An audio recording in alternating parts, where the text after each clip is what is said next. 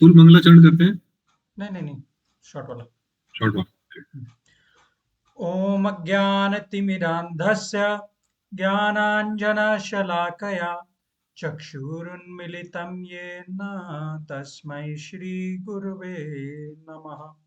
श्रीचैतन्यमनोभीष्टं स्थापितं येन भूतले स्वयं रूप कदा मह्यं ददाति स्वपदान्तिकम्। वन्देऽहं श्रीगुरो श्रीयुतापदकमलं श्रीगुरून् वैष्णवांश्च श्रीरूपं साग्रजातां सहगण रघुनाथान्वितं तं सजीवं साद्वैतं सावधूतं परिजनसहितं कृष्णचैतन्यदेवं श्रीराधा कृष्णपादान् सहगणा ललिता श्रीविशाखान्वितांश्च। हे कृष्ण करुणा सिन्धु हे दीनबन्धु जगत्पते गोपेश गोपिका कान्त राधा कान्त नमस्तुते। तप्त काञ्चन गौराङ्गी श्रीराधे वृन्दावनेश्वरी वृषभानुसुते देवी प्रणमामि हरिप्रिये। वाञ्छाकल्पतरुभ्यश्च कृपा सिन्धुभ्येव च पतितानां पावनेभ्यो वैष्णवेभ्यो नमो नमः। जय श्री कृष्ण चैतन्य प्रभु नित्यानंद श्री अद्वैत गदाधर श्रीवासादि गौर भक्त वृंद। हरे कृष्णा कृष्णा कृष्णा हरे हरे, हरे राम राम राम राम हरे हरे।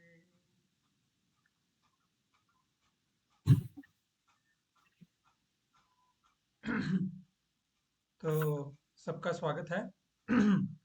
आज थोड़े लोग कम है बट कोई बात नहीं। सो शुरू करने से पहले मैं प्रभु जी का एक छोटा सा इंट्रोडक्शन दे दूंगा। तो मैं प्रभु जी को पिछले करीब 13 वर्ष से, ठीक है प्रभु, 13 वर्ष हो गए ना हमें, 12-13 वर्ष हो गए जानता हूँ। भारत। और प्रभु जी सीएई करके बेंगलोर में कंपनी है, वहाँ पे सिविल एविएशन के एज ए एक्सपर्ट वहाँ पे काम करते हैं वो। और उनका श्रीमद् भागवत रामायण और हमारे जो पूर्ववर्ती आचार्य हुए हैं उनके बारे में, उनकी हिस्ट्री के बारे में जानना, श्रीमद् भगवत गीता और इन सब के लिए इनकी बड़ी रुचि है। विशेषकर ये हिस्टोरियन भी हैं तो हिस्ट्री में भी काफ़ी रुचि रखते हैं। तो मैंने इनको रिक्वेस्ट किया था कि हमारा भगवत गीता का अभी जो सेशन अभी अभी शुरू होने वाले हैं, अभी 1-2 हफ्ते में हम फर्स्ट चैप्टर शुरू कर देंगे। तो मैंने इनको रिक्वेस्ट किया था कि आप प्लीज़ आइए और सबको भगवत गीता की महिमा के बारे में बताइए। पहले हमें महिमा के बारे में पता होगा तो ही हमें भगवत गीता पढ़ने में आनंद आएगा। तो इसलिए मैंने प्रभु जी से रिक्वेस्ट किया एंड ही काइंडली एग्रीड। सो प्रभु जी आपका बहुत बहुत स्वागत है and thank you very much for taking out time. आपने समय निकाला उसके लिए हम आपके बहुत बहुत आभारी हैं। तो ऑल ओवर टू यू प्रभु, thank you so much. Hare Krishna, बहुत बहुत धन्यवाद गौरव महाजन प्रभु जी। गौरव महाजन प्रभु एक मेरे घनिष्ठ मित्रों में से एक हैं और हम लोग काफी चर्चाएं करते हैं। तो मुझे गौरव महाजन प्रभु ने बताया कि आप लोगों का एक समूह है जो पिछले कुछ सप्ताहों से गीता और ऐसे आध्यात्मिक विषयों के बारे में चर्चा कर रहा है। तो धन्यवाद गौरव प्रभु, मुझे आपके समूह से जुड़ने के लिए, और मैं काफी उत्साहित हूँ। तो मैं स्क्रीन शेयर करूंगा। और हाँ, यहाँ पे बेंगलोर में थोड़ा मौसम खराब है तो इसलिए लाइट आ रही है जा रही है। तो अगर कुछ ऐसा होता है तो आप लोग 1-2 मिनट रुकिएगा, क्योंकि वो मेरा जो वाईफाई है उसको बंद होके चालू होने में 1-2 मिनट लग जाता है। तो फिर हम फिर से शुरू करेंगे। तो ऐसा नहीं कि वो सेशन एंड हो गया एब्रप्टली, एक्चुअली यहाँ पे ऐसे हो रहा है, थोड़ा बारिश हो रही है तो उस वजह से थोड़ा नेटवर्क इश्यूज है वाईफाई के, मतलब लाइट चली जाती है तो फिर वो 1-2 मिनट के लिए बंद हो जाता है। तो मैं पहले अपनी स्क्रीन शेयर करता हूँ।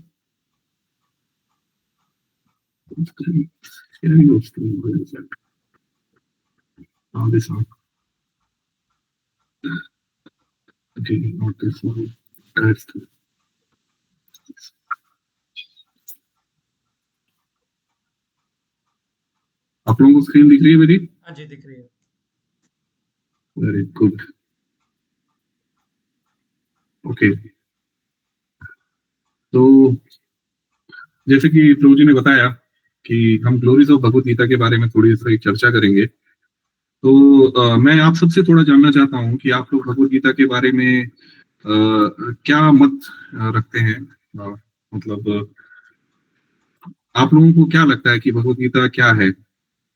आप लोगों का, क्योंकि हम सब भारतीय हैं और हमारी हमारी जीवन में कहीं ना कहीं हमने निश्चित रूप से भगवत गीता के बारे में सुना है, उसके बारे में समझा है।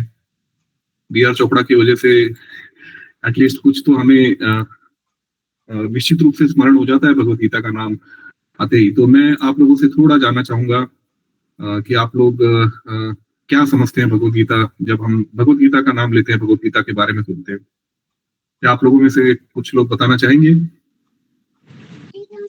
हरे कृष्णा भैया। हरे कृष्णा।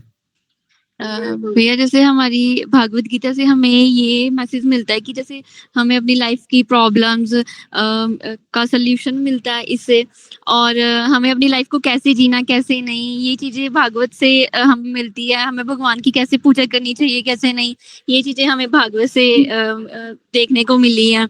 और भी बहुत सारी चीजें हैं जो भागवत से जुड़ी हैं। बहुत अच्छा।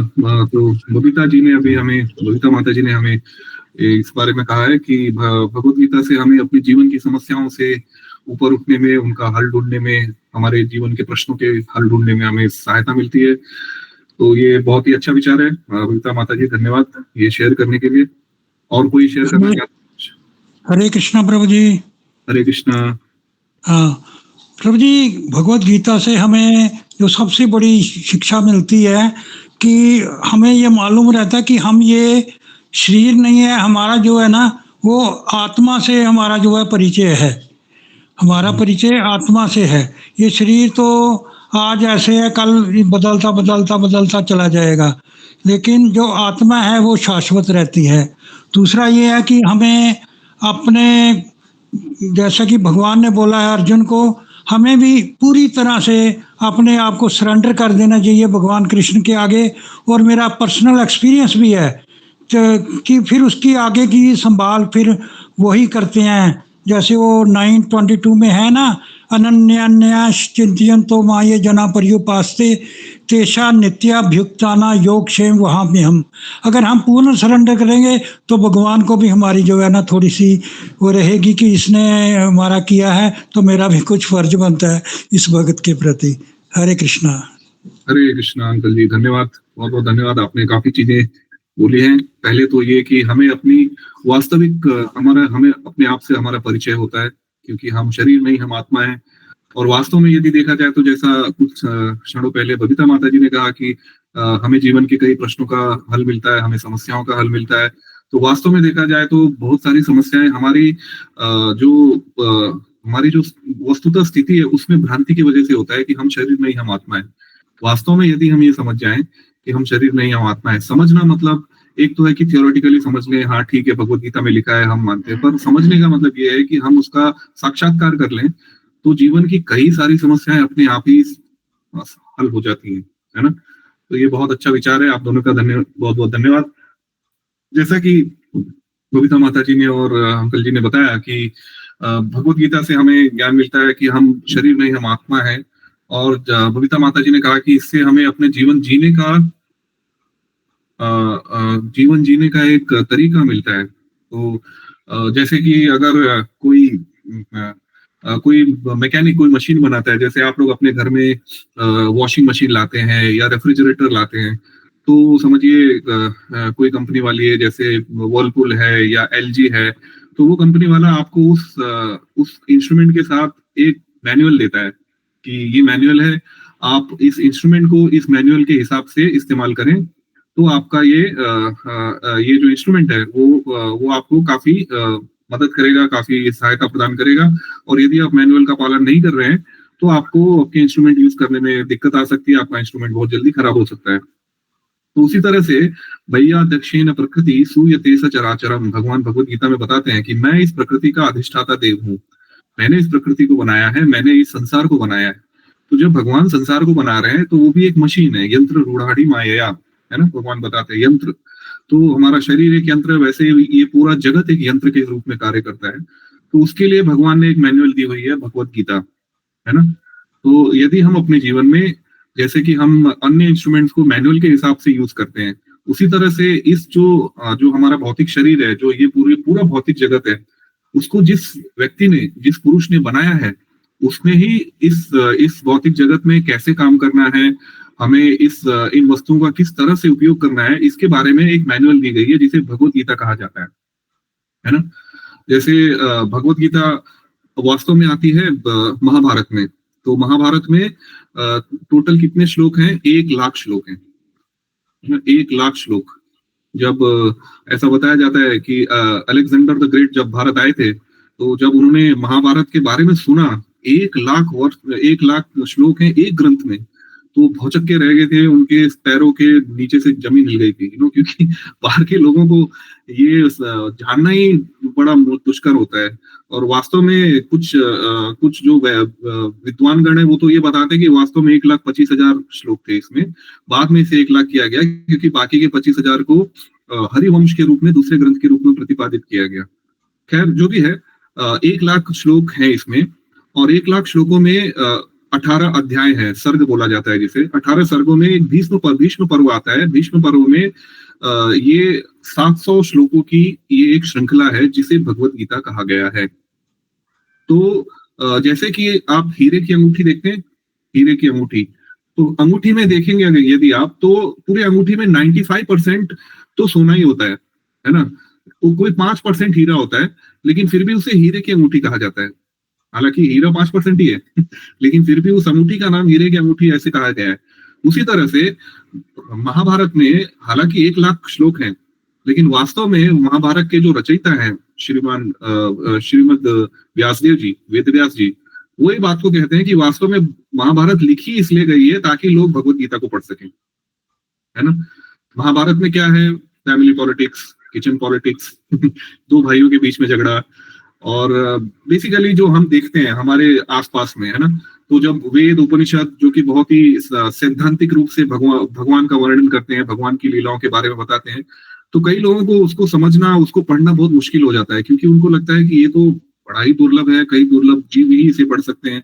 लेकिन महाभारत एक ऐसा ग्रंथ है जहाँ पे आप देख रहे हैं कि पूरी राजनीति हो रही है, पारिवारिक राजनीति, प्रांतिक राजनीति, युद्ध हो रहे हैं, और आपस में भाई भाई लड़ रहे हैं। तो ये सबको लगता है हाँ, ये हमारे जैसा है थोड़ा ये तो अपने जैसा ही है कुछ। तो इसलिए फिर भगवान इस तरह से वेदव्यास जी ने उनको भगवत गीता को लिखा है कि लोग अगर कुछ ना भी पढ़ना चाहे, जैसे हमें नॉवल पढ़ना अच्छा लगता है, नॉवल में क्या होता है? नॉवल में यही सब होता है ना। इसने उसको धोखा दे दिया, उसने उसको मार दिया, इसने उसको प्रेम में धोखा दे दिया, यही सब होता है। लेकिन उस समय पे उसको बोला गया है भगवत गीता को, ताकि लोग एकदम उत्साहित रहे और भगवत गीता के ज्ञान को अनुग्रहित करें, है ना। जैसे कि इंडिया पाकिस्तान का भी कुछ समय पहले, पिछले महीने इंडिया पाकिस्तान का एक स्मॉल स्केल युद्ध जैसा हो गया था, तो सबको बड़ी उत्सुकता थी, है ना, बड़ी उत्सुकता थी कि भाई क्या हो रहा है। रात में लोग जग जाते थे न्यूज देखने के लिए कि भाई आज क्या हुआ, है ना किसने किस पर किस तरह से आक्रमण किया। समझिए, भारत पाकिस्तान का युद्ध चल रहा है, और जो हमारे सेना नायक हैं, जो भी, मैं सेना नायक का नाम तो नहीं जानता, या उदाहरण के लिए नरेंद्र मोदी जी, जो कि वास्तव में, है ना, हमें लीड कर रहे हैं, वही कह दे कि भाई मुझे युद्ध नहीं लड़ना, मैं तो चाहता हूं कि बम मार के पाकिस्तान हमें खत्म कर दे, और मैं लड़ाई नहीं करना चाहता, वो तो मेरे भाई हैं, मेरे प्रियजन हैं, मेरे मृतजन हैं, मैं उनसे, वो मुझे मार दे, मैं नहीं मारूंगा। तो जैसे जब एकदम युद्ध की स्थिति आती है और लोग ये जानना चाहते हैं कि क्या हुआ क्या हुआ क्या हुआ, उसी समय पे भगवत गीता बोली गई है 700 श्लोकों में। तो जब लोगों की उत्सुकता सबसे तीव्र है, उस समय पर इस ग्रंथ, इस श्रृंखला को रखा गया है, ताकि लोग बड़े चाव से, बड़े आतुरता से, बड़े ध्यान से इस ज्ञान को ग्रहण करें। और इस ज्ञान को ग्रहण करने के बाद अभी हम देखेंगे गीता महात्म्य में श्रीपाद शंकराचार्य जी के 7 श्लोक हैं, जो गीता महात्म्य में हम जिसकी चर्चा करेंगे, उसमें बताएंगे कि यदि आपने ये 700 श्लोकों को समझ लिया, यदि आपने इन 700 श्लोकों को समझ लिया, तो आप ये समझ लीजिए कि आपने चारों वेद, 18 पुराण, 108 उपनिषद, 36 उपवेद और रामायण, महाभारत, इस तरह के इतिहास सभी को समझ गए आप। ये है महिमा इस भगवत गीता की, कि इन 700 श्लोकों में आप पूरे वेदों का सार उपस्थित है। इसीलिए गीता को है ना प्रमुख ग्रंथ का माना गया है ना। सनातन धर्म में या हिंदू धर्म में आप पिक्चरों में देखा करते होंगे, पहले जब कोई अदालत में खड़ा होता था तो गीता पे हाथ रख के कसम खाता था। आजकल हालांकि आजकल वो भी सब खत्म हो गया है लेकिन वो ऐसे कहता था कि मैं गीता पे हाथ रख के कसम खाता हूँ कि मैं जो कुछ कहूंगा, सच के अलावा कुछ नहीं कहूंगा। उसी तरह से आप क्रिश्चियनों को देखेंगे तो वो लोग बाइबल पे कसम खाते हैं, क्योंकि उनके पास जो है एक ही है। और फिर हमारे मुस्लिम लोग हैं, वो लोग कुरान पे अपना हाथ रख के कसम खाते हैं, उनके पास भी एक ही ग्रंथ है। लेकिन हिंदुओं के पास अनेक ग्रंथ है, उनके पास रामायण है, उनके पास महाभारत है, उनके पास वेद पुराण है। लेकिन फिर भी सारे चीजों में यदि कोई सबसे महत्वपूर्ण है और जिसमें सभी का सार पूरी तरह से उपलब्ध है, वो है श्रीमद् भगवत गीता। तो इन शब्दों के साथ श्रीमद् भगवत गीता के गुणगान का हम प्रारंभ करेंगे। ये देखिए, ये है ऊपर जो पहला श्लोक देख रहे हैं आप, वो है भगवत गीता का पहला श्लोक, और जो नीचे देख रहे हैं वो है भगवत गीता का आखिरी श्लोक। क्या है? धर्म पहला श्लोक है जो कि धृतराष्ट्र जी पूछ रहे हैं किससे? संजय से। आप लोगों को पता है ना, जब वेद व्यास जी आए और उन्होंने धृतराष्ट्र ने कहा कि अब तो युद्ध शुरू हो गया है, तो तुम जानना चाहोगे कि क्या हो रहा है युद्ध में, तो मैं तुम्हें दिव्य दृष्टि प्रदान कर सकता हूँ। हालांकि धृतराष्ट्र अंधे थे, तो वो भौतिक रूप से सिर्फ अंधे नहीं थे, वो आध्यात्मिक रूप से भी अंधे थे। वो ना तो अपना हित समझ पा रहे थे, न ही अपने संतानों का, अपने पुत्र परिजनों का हित समझ पा रहे थे। तो इसलिए वेद व्यास ने उनके ऊपर करुणा दिखाने का प्रयास किया और कहा कि मैं आपको दिव्य दृष्टि प्रदान कर सकता हूँ। तो धृतराष्ट्र ने कहा कि जिन बच्चों को मैंने अपने गोद में खेलते हुए नहीं देखा, उन्हें मैं युद्ध में मरते हुए कैसे देख सकता हूँ। तो आप ऐसा कीजिए कि आप संजय को, जो कि मेरे मित्र हैं, मेरे सारथी हैं, उनको आप ये दिव्य दृष्टि दे दीजिए और मैं उनके द्वारा इस पूरे दृष्टांत का वर्णन सुनूंगा। तो इसीलिए वो प्रश्न कर रहे हैं, धर्म क्षेत्रे कुरुक्षेत्रे सामवेता युयुत्सवा माम का पांडव शैव किम अपूर्वत संजय। हे संजय, मुझे आप बताएं, धर्म क्षेत्र कुरुक्षेत्र में मेरे पुत्र और पांडवों के पुत्र जब एकत्रित हुए तो वो क्या कर रहे हैं, है ना, वो ये प्रश्न पूछते हैं। ये पहला प्रश्न है। और अंतिम जो वाक्य है भगवत गीता का, वो ये प्रश्न का उत्तर देते हुए और संजय कहते हैं धृतराष्ट्र जी से, यत्र योगेश्वरो कृष्णो यत्र पार्थो धनुर्धरः तत्र श्री विषयो भूति ध्रुवा नीतिर मतिर्ममा। कि जहां पर श्री कृष्ण है, जहां पर श्री कृष्ण के मित्र अर्जुन है या श्री कृष्ण के भक्त अर्जुन है, वहां पर तीन चीजें होती है। क्या होती है? वहां पर विजय होती है, वहां पे नीति होती है और वहां पे धर्म होता है। तो वास्तव में देखें तो युद्ध के पहले ही संजय ने युद्ध का निर्णय सुना दिया। जहां पे कृष्ण और अर्जुन है, विजय वहीं होगी, धर्म वहीं है, नीति वहीं है, सब कुछ वहीं है ना। तो यदि आप पहला अक्षर देखें भगवत गीता का ध और अंतिम अक्षर भगवत गीता का म, धर्म, है ना। तो वास्तव में पूरी भगवत गीता एक धर्म ग्रंथ है। हिंदुओं के लिए, सनातनियों के लिए, भारतीयों के लिए, जो सनातन वैदिक सभ्यता में विश्वास रखते हैं, उनके लिए ये एक धर्म ग्रंथ है। कुछ समय पहले भारत के एक नेता ने, जो कि बहुत बड़े नेता हैं, एक राष्ट्रीय पार्टी के, फिर वो कुछ वर्षों पहले हमारे भारत गणराज्य के गृह मंत्री भी रह चुके हैं, उन्होंने भगवत गीता की तुलना कुरान से कर दी थी और ये कहा था कि वास्तव में जो अर्जुन को भगवान कृष्ण बता रहे हैं, जिहाद करने के लिए बता रहे हैं। ये एक ऐसी गूढ़ अज्ञानता है लोगों की, है ना, कि लोग भगवत गीता के सारांश को, भगवत गीता के अर्थ को बिल्कुल अज्ञान के बारे में बिल्कुल अज्ञ और अज्ञान है। वो बिल्कुल ये नहीं समझते कि ऐसा कुछ भी नहीं है, कोई जिहाद करने को नहीं कहा गया था। यदि आप देखें तो ये जो भगवत गीता बोली गई है, श्री कृष्ण और अर्जुन के बीच में संवाद है ना, ये एक वार्तालाप है। और यहाँ पे भगवान कुछ कमांड नहीं कर रहे अर्जुन को कि आपको ये करना है, आपको ये करना है, आपको ये करना है ना। जैसे अन्य धर्म ग्रंथों में कमांड दी जाती है, आप ये करोगे तो ये मिलेगा, आपको ये करोगे तो ये मिलेगा और आपको ये करना पड़ेगा। तो ऐसा नहीं है। यहाँ पे भगवान अर्जुन को सारी वस्तु स्थिति का बोध करा रहे हैं। और उसके बाद भगवान क्या कहते हैं, ये देखिए, ये 18वां अध्याय है भगवत गीता का 63वां श्लोक। इसमें भगवान क्या कहते हैं, इति ते ज्ञानमाख्यतम गुह्यतरम मया विमर्शे शाद अशेषम यथा इच्छेसी तथा कुरु। हे अर्जुन, इति में ज्ञानमाख्यातम, हे अर्जुन, मैंने आपको सभी प्रकार का ज्ञान, जो कि गुह्यात गुह्यतरम, जो कि गुह्य है और भी अति गुह्य है, मतलब कि बहुत कॉन्फिडेंशियल, बहुत ही सीक्रेट नॉलेज जो है, मैंने सारा कुछ आपको दे दिया है। इति ते ज्ञानम आख्यातम। और ये कब बता रहे हैं भगवान? 18वें अध्याय के 63वें श्लोक में, और 76वें या 75वें श्लोक में भगवत गीता अंत हो जाती है। इसके बाद एक चरम श्लोक भगवान कहते हैं सर्वधर्मान परित्याज्य, वो वाला, और उसके बाद फिर संजय के 5-6 श्लोक आ जाते हैं, वो हम देखेंगे, और उससे भगवत गीता एंड हो जाती है।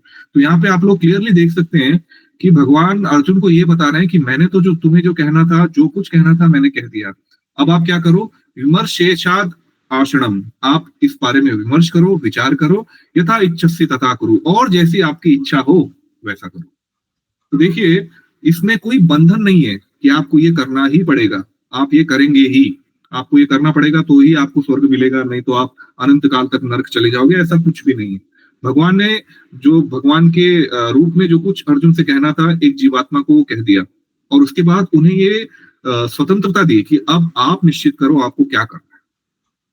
तो ये है भगवत, जैसे हम किसी डॉक्टर के पास जाएं, है ना, और डॉक्टर के पास जाए और हमें कुछ बड़ी बीमारी, और डॉक्टर के आपको जो खाना है खाओ, आपको जो खाना है खाओ, लेकिन ये दवाई लेते रहो। तो ऐसे डॉक्टर के पास तो जाने में हमें बड़ा मजा आएगा, है ना।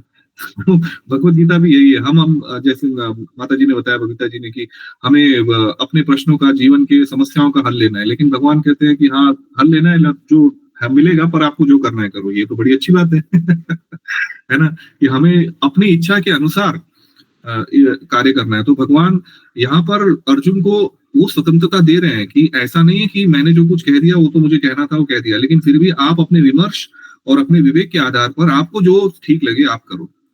तो ये किस तरह का जिहाद हुआ, है ना। ये वास्तव में लोगों की अज्ञानता है, और लोगों का बड़ा ही क्या बोलते हैं उसको, एक कुटिल बुद्धि है, है ना। किसी तरह से जो एक महान ग्रंथ है उन्हें नीचा दिखाया जाए, किसी से तुलना की जाए, ऐसे, है ना।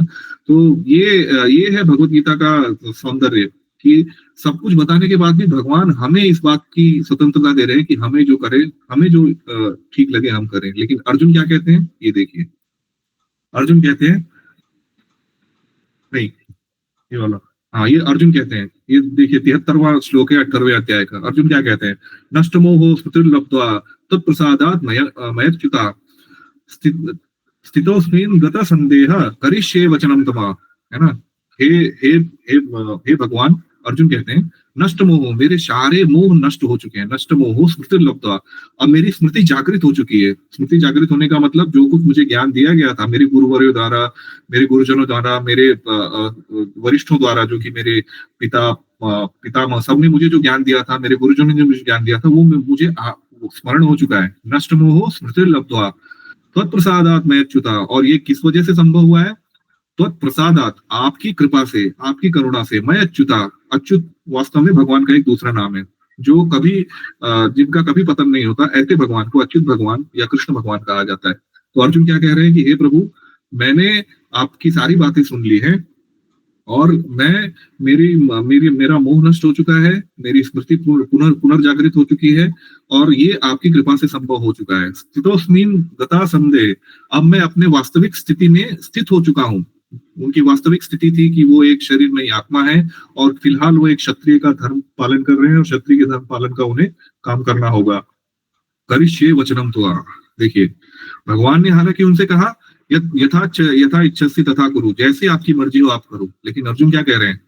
करिष्ये वचनम त्वा, हे प्रभु मैं आपकी आज्ञा का अक्षरशः पालन करूंगा। करिष्ये वचनम तव, आपके वचनों को मैं पालन करूंगा।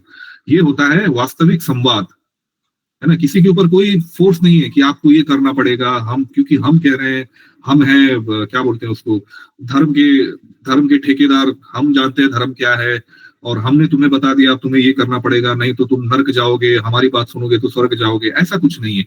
भगवान ने जो बता दिया, अब उन्होंने स्वतंत्रता दे दी कि अब आपको जो ठीक लगे आप करो।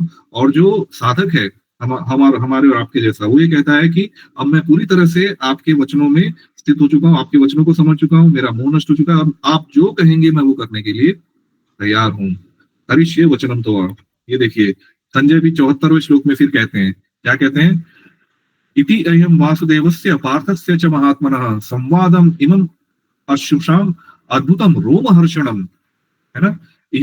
इति अयं वासुदेवस्य पार्थस्य च महात्मनः संवादम, देखिए वो संवाद शब्द का प्रयोग कर रहे हैं। वो क्या कह रहे हैं कि मैंने वासुदेवस्य और पार्थस्य दोनों के बीच के क्या सुना, संवाद को सुना।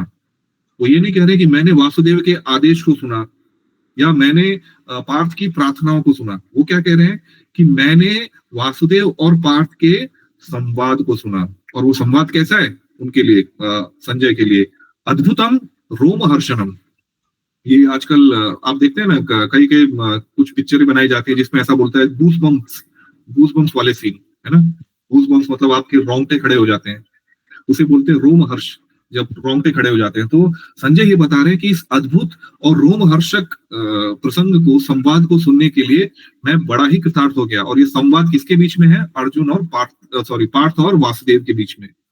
तो फिर से इस बात को संजय जी स्थापित कर रहे हैं कि ये कोई मोनोटोनस चीज नहीं है कि आपको ये करना है, भगवान ने अब ऑर्डर दे दिया, अब अर्जुन उनका दास बन गया, उनका उनका एक रोबोट बन गया, प्रोग्राम कर दिया भगवान ने उसको, है ना। ऐसे बताया जाता है कि कुछ लोग कहते हैं कि यार गीता सुनने से लोग प्रोग्राम हो जाते हैं, अपना घर बार पति पत्नी को छोड़ देते हैं, अपने परिवारजनों को छोड़ के विरक्त बन जाते हैं। पर देखिए ये गीता कहाँ पे बोली गई है, युद्ध स्थल पर।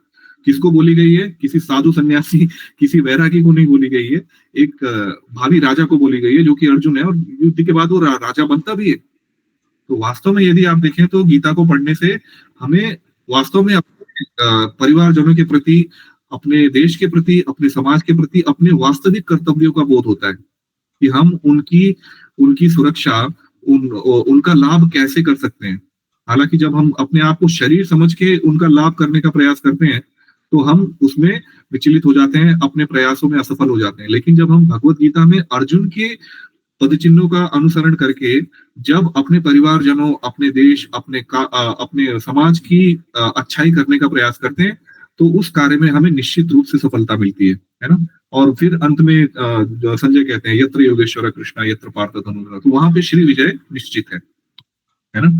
तो इस संवाद के बारे में हम आगे गौरव महाजन प्रभु आपको अन्य सभी चर्चाओं में आपको बताएंगे डिटेल में कैसे क्या चर्चा हुई, किस तरह से अर्जुन मोह में पड़े, फिर भगवान ने क्रमशः कैसे स्टेप बाय स्टेप अर्जुन के प्रश्नों का उत्तर दिया और अर्जुन को इस अपनी वास्तव स्थिति में स्थित किया, है ना। ये एक बड़ी चर्चा का विषय है जो कि अन्य रविवारों में हम लोग करेंगे।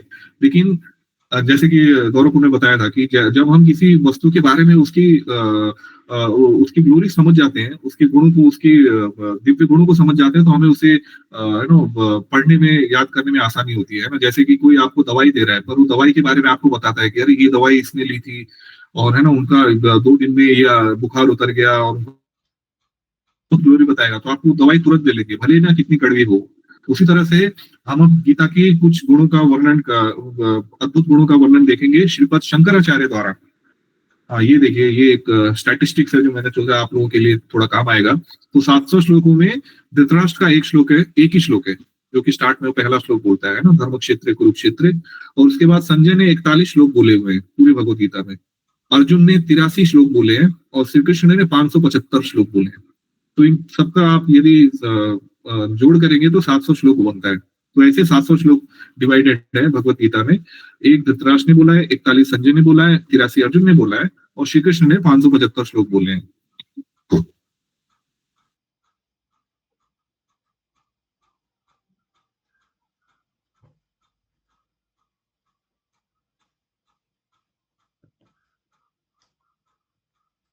लगता है प्रभु जी का कनेक्शन ब्रेक हो गया है। 1 मिनट वेट करेंगे, वो आएंगे वापस। अभी तक सबको समझ में आ रहा है जो बताया गया है? जी भैया। हाँ जी, हाँ जी, हाँ जी, आ रहा है जी ओके प्रभु जी, जी, आ रहा है समझ में। बहुत बढ़िया, बहुत अच्छा। गीता की महिमा के बारे में जानना बहुत आवश्यक है। मैंने कहा कि अगर महिमा का अगर हमें पता चल जाएगा तो जब गीता पढ़ने लगेंगे तो it will be better. Yes Prabhu, you can continue. हाँ, नेटवर्क चला गया ना बीच में शायद। हाँ, नेटवर्क चला गया था, अभी आया। Okay, sorry. ठीक है। तो 7 श्लोक हैं गीता महात्म्य जो श्रीपाद शंकराचार्य जी ने रचना की हुई है। श्रीपाद शंकराचार्य जी कौन है? जो कि वेदों के प्रकांड विद्वान, बड़े ही ज्ञाता, उनमें उनकी गिनती की जाती है। तो उनके श्लोकों को हमने लिया हुआ है आज।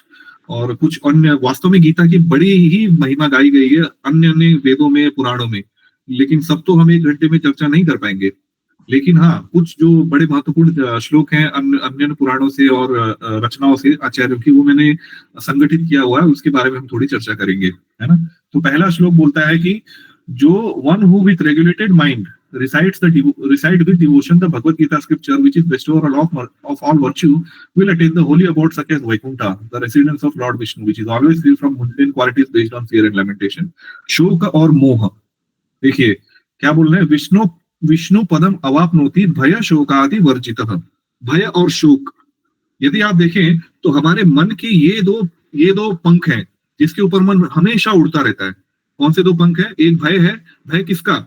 भविष्य में क्या होगा उसका भय। और शोक किसका? जो भूत में हो चुका है। हमारा मन कभी भी वर्तमान में नहीं रहता।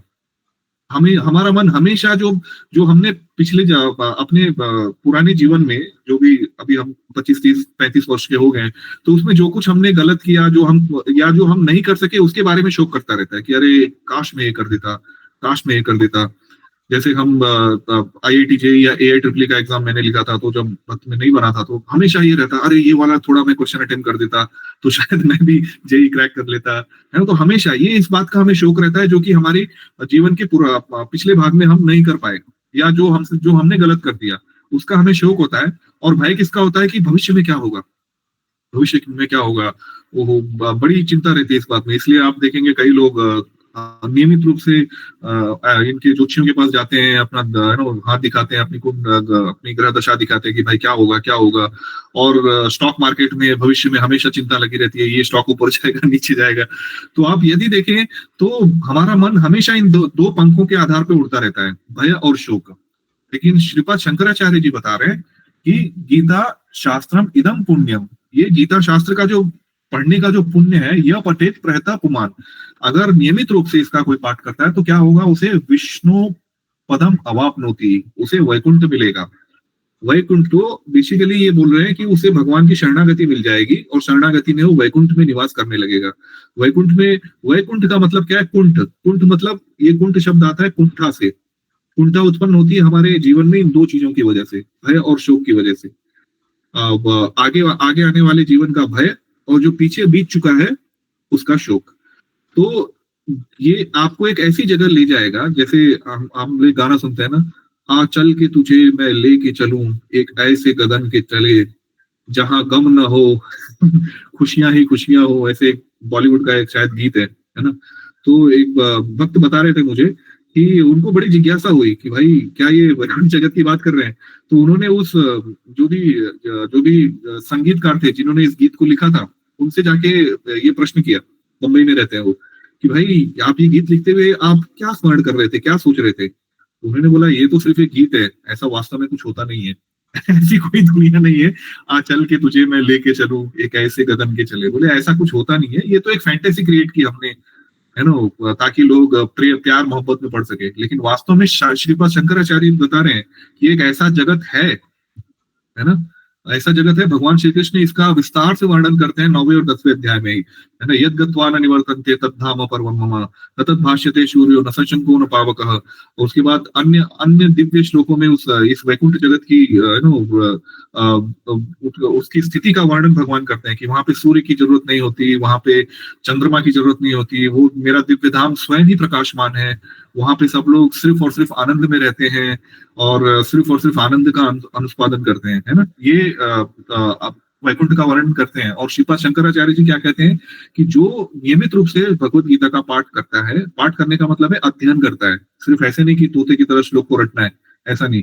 उस श्लोकों को समझ के उनमें चिंतन करता है, उस हिसाब से अपने जीवन को जीता है, तो उसे निश्चित रूप से वैकुंठ प्राप्त होता है ना। ये पहला गीता का महात्म्य है कि आप जो हम सोचते हैं कि जो हमारी जो वास्तविक हमारा जो एक ध्येय है कि हम एक ऐसी दुनिया में जाएं जहां पे हम इन दुखों से मुक्त हो सकें, है ना, ये जो भय और शोक है इससे मुक्त हो सकें, तो ये भय और शोक से मुक्ति आपको भगवत गीता प्रदान करती है। दूसरा श्लोक क्या कहता है?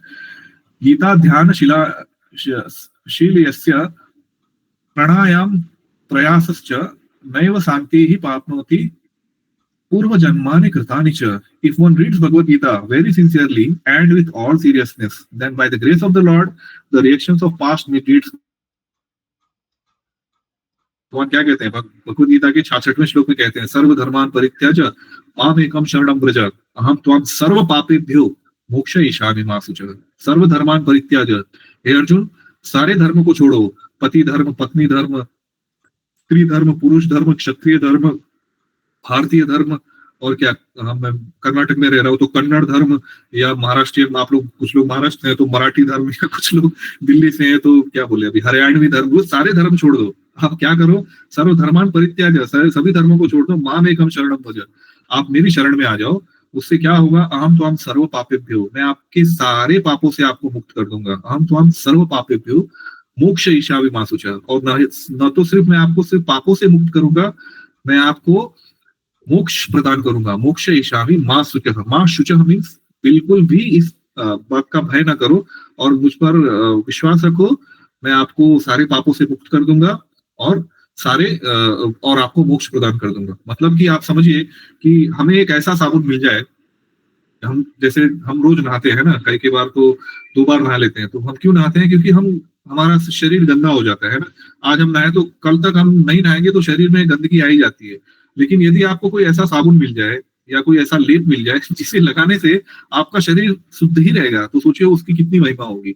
तो ऐसे ही श्रीपाद शंकराचार्य जी भगवद गीता को एक ऐसे लेप के बारे में, एक ऐसे द्रव्य के से उसकी तुलना कर रहे हैं कि यदि आप उसका नियमित रूप से पठन पाठन करेंगे तो आपकी आत्मा नित्य निरंतर शुद्ध हो जाएगी, है ना. जो भी आपने अनेक जन्म जन्मांतर से पाप कर्म संचित किए हुए हैं, है ना, वो आप भूल जाएंगे और आप इस जन्म मृत्यु के जन्म चक्र से मुक्त हो जाएंगे. आप सोचिए, हमारे जीवन में अभी इतनी समस्याएं हैं, फिर हमें यदि पता चले कि नहीं अभी ये जीवन के बाद आपको एक और जीवन मिलेगा, एक और योनि में आप जाओगे, वहां पे अलग अलग तरह की समस्या है, तो सोचिए आप वही भय और शोक कितना हो जाएगा कि बाप रे, अभी तो हम तो सिर्फ इसी जीवन की समस्याओं से उबर नहीं पाए हैं और आगे के जीवन में कितनी समस्याएं होंगी हमें. तो ये जान के हमें बड़ा दुख होता है. लेकिन श्रीपाद शंकराचार्य जी कह रहे हैं कि पूर्व जन्म नैव शांति ही पापानि पूर्व जन्म कृतानि च, है ना, कि आप को ये पूर्व जन्म के सारे पापों से मुक्त हो जाएंगे और आप इस जन्म मृत्यु के चक्र से मुक्त हो जाएंगे.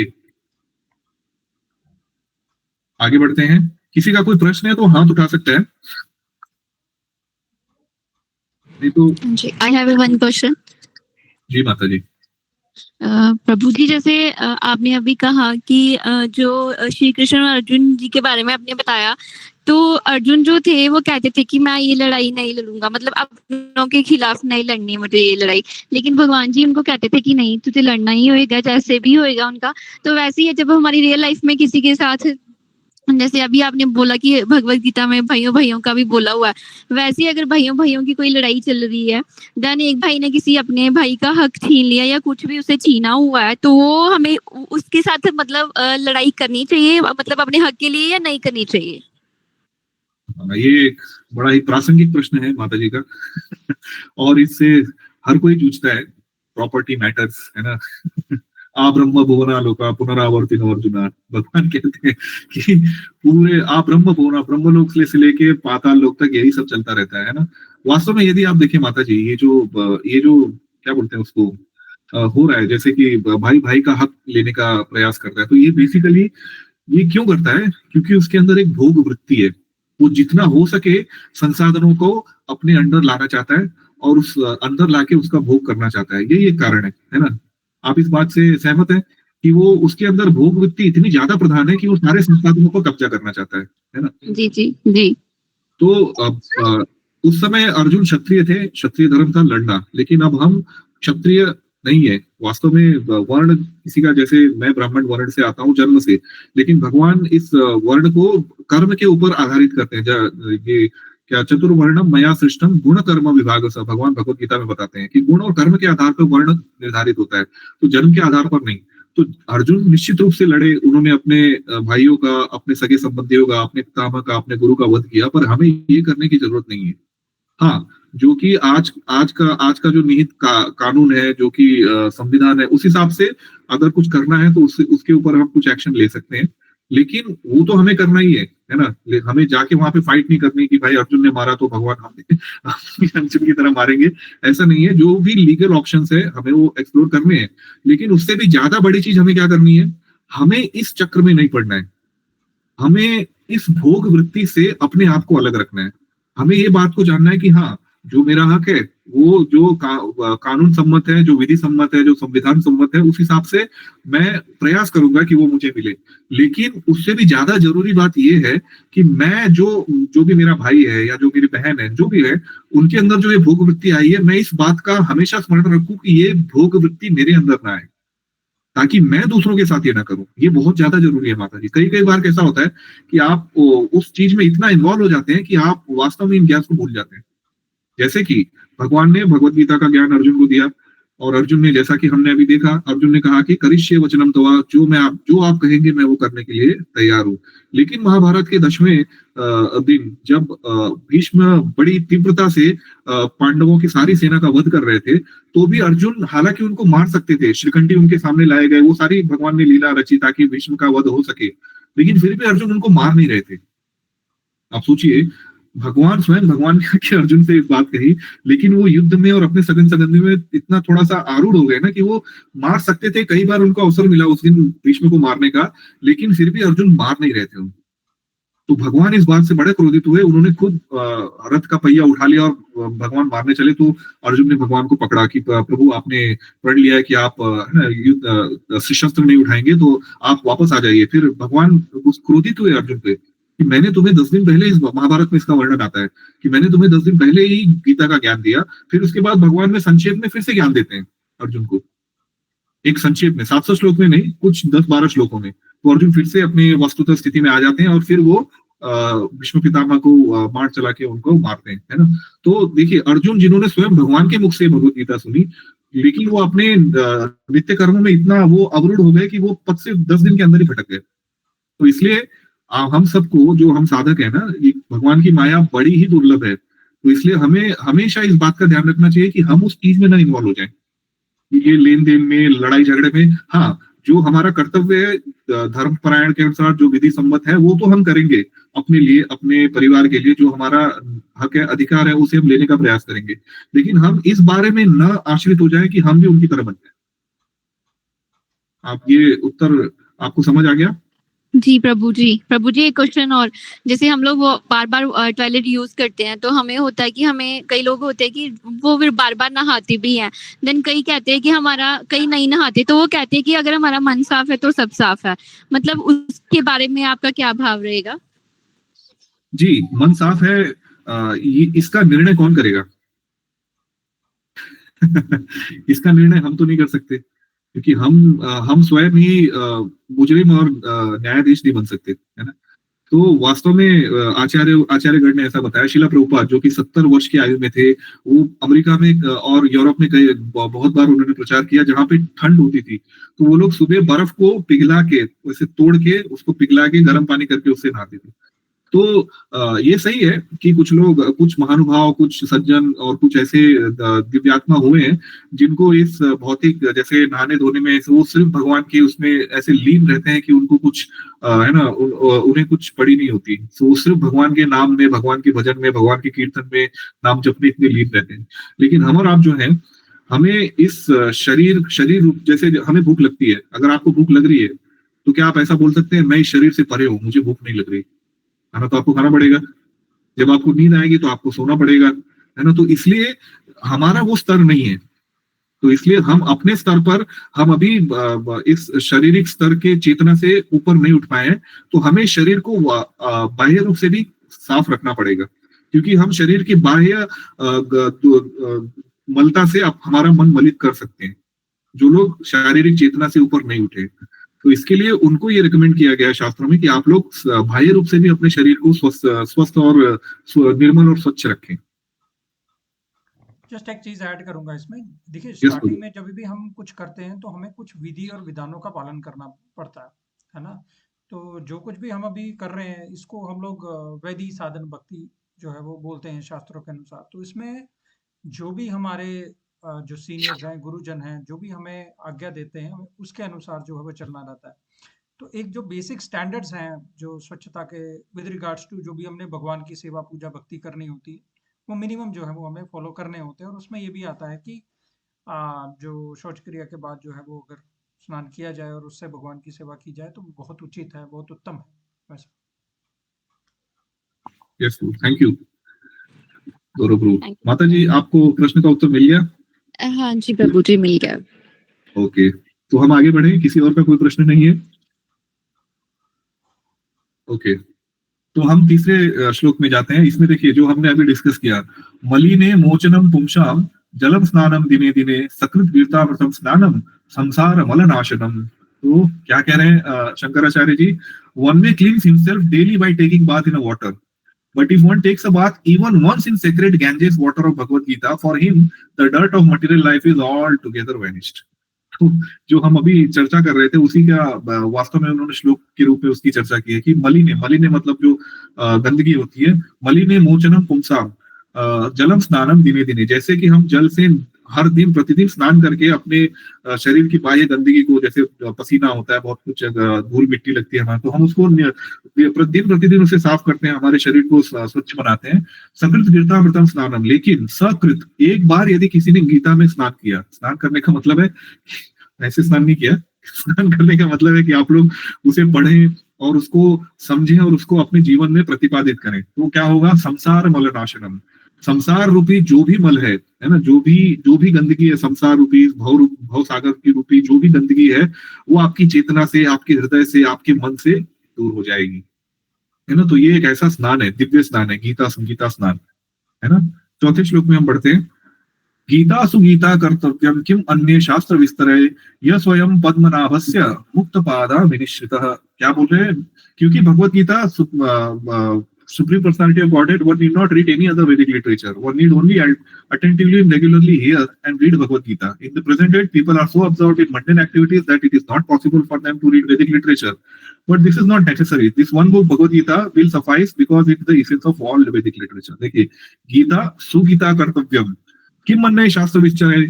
तो शंकराचार्य जी बता रहे कि अन्य शास्त्रों की आवश्यकता ही क्या है, क्यों अन्य शास्त्र आपको पढ़ने हैं? जब गीता सुगीता कर्तव्य, जब आप गीता पढ़ रहे हैं तो आपको अन्य शास्त्र पढ़ने की कोई आवश्यकता नहीं है। क्यों? यह स्वयं पद्मनाभस्य, ये क्योंकि पद्मनाभ किसे भगवान को बोला जाता है? जिनकी नाभि कमल के समान कोमल है, उसके आकार की है। यह स्वयं पद्मनाभस्य मुख पद्मात् विनिश्चितः, क्योंकि ये भगवान के मुख से निकली हुई है। तो और भगवत गीता और शास्त्रों को पढ़ने की जरूरत ही क्या है? जैसे हमने बोला कि 4 वेद है, 18 पुराण है, 36 उपपुराण है, रामायण है, महाभारत है, और उसके बाद में अन्य ऐतिहासिक ग्रंथ है। तो शंकराचार्य जी कहते हैं कि इन सब की कोई आवश्यकता नहीं है पढ़ने की। क्यों? अगर आप भगवत गीता पढ़ रहे हैं तो, क्योंकि भगवत गीता में इन सभी शास्त्रों का सारांश है। अगर भगवत गीता पढ़ लिया आपने तो आप समझ जाइए, आप ये कह सकते हैं कि आपको 4 वेदों का ज्ञान हो गया, 18 पुराणों का ज्ञान हो गया, 108 उपनिषदों का ज्ञान हो गया, रामायण का ज्ञान हो गया, महाभारत का ज्ञान हो गया, 36 उपपुराणों का ज्ञान हो गया। सारे ज्ञान जो ज्ञान लोग कई जन्मों में अर्जित करते हैं, सिर्फ एक ग्रंथ पढ़ के, इसको समझ के, अपने जीवन में अनुपातित करके आप इसका ये चीज आप कह सकते हैं।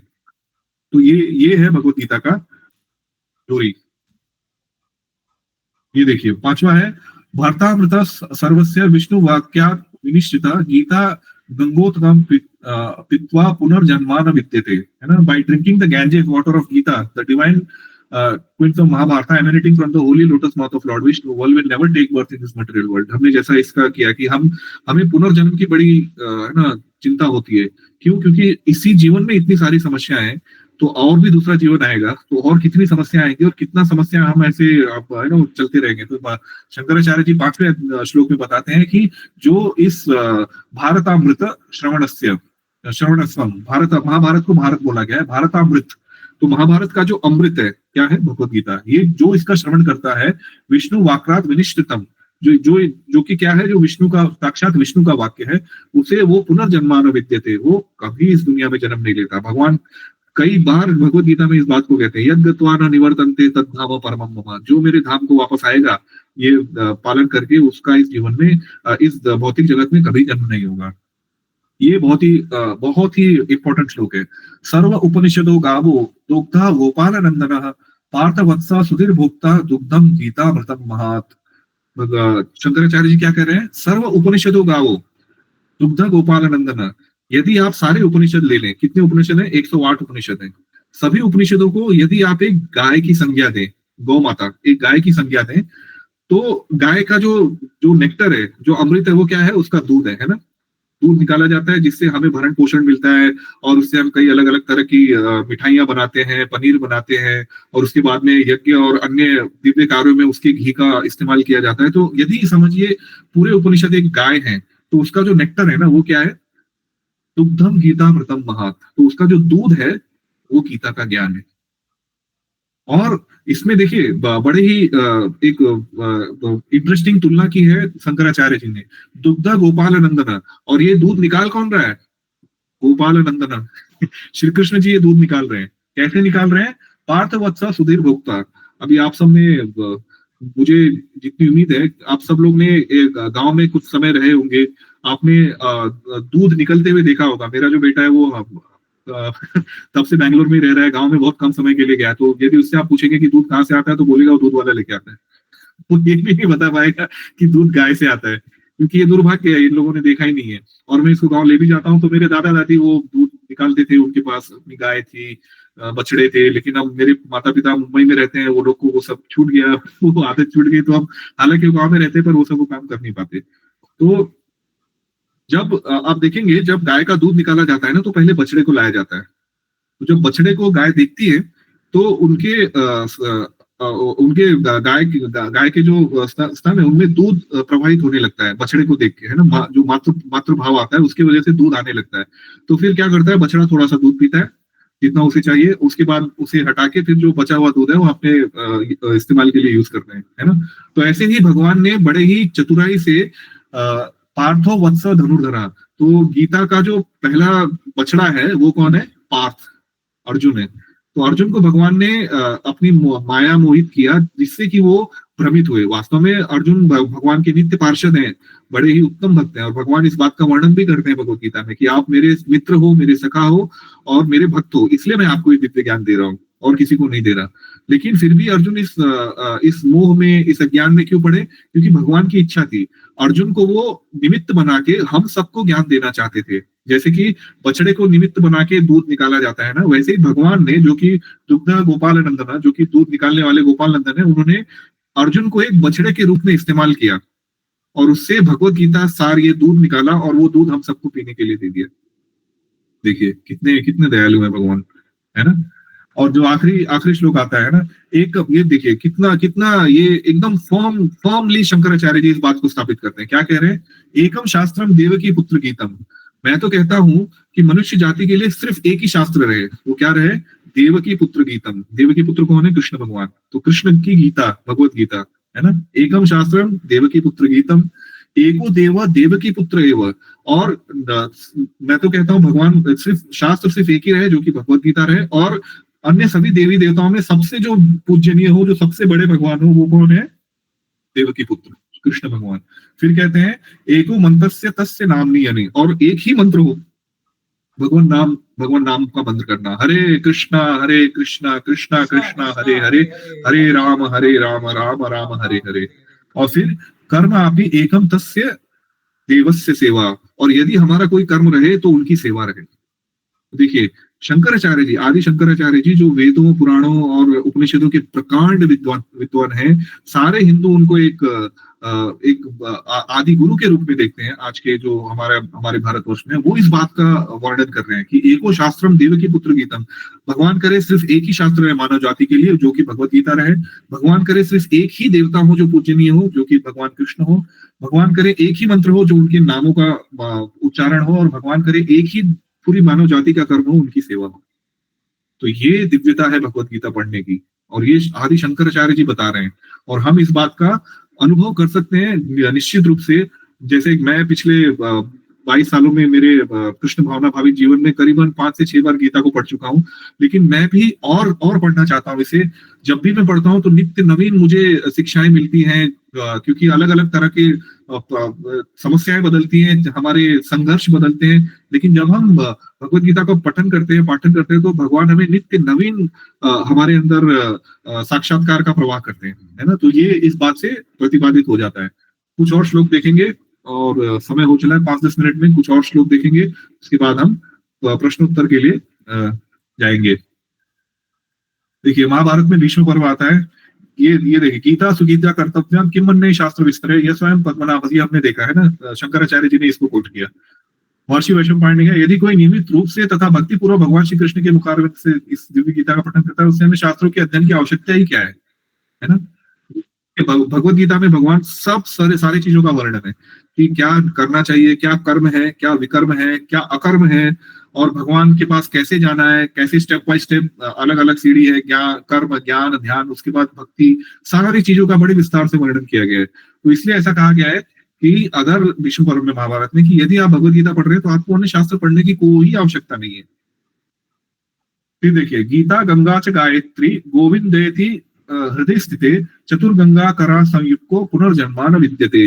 ये देखिए, ये 4 तरह के ग हैं, गीता, गंगा, गायत्री और गोविंद। तो ये जो पहले 3 ग हैं, गीता, गंगा, गायत्री, ये किससे हमें मिलाते हैं? गोविंद से। तो वही इस बात को प्रतिपादित कर रहे हैं, गीता, गंगा से गायत्री, गोविंद हृदय स्थित, जो हमें गोविंद हमारे हृदय में गोविंद को स्थित कर देता है। चतुर्कारा संयुक्तो पुनर्जन्म, इस वजह से जब गोविंद हमारे हृदय में स्थित हो जाते हैं तो हम पुनर्जन्म नहीं लेते। पुनर्जन्म नहीं लेते का मतलब क्या है? हम वैकुंठ को पा जाते हैं। तो देखिए जैसे गंगा है, गंगा भगवान के चरणों से निकली है ना।